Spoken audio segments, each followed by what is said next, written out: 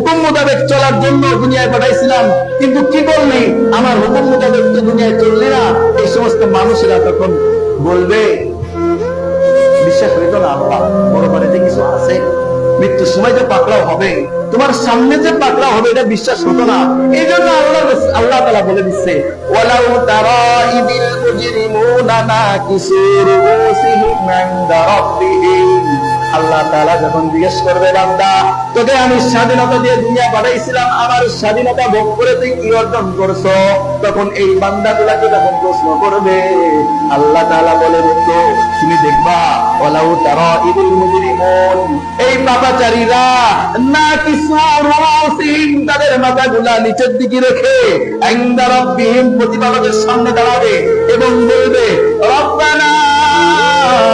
আবসারনা ওয়া সামি'না, আয় আমাদের প্রতিপালক,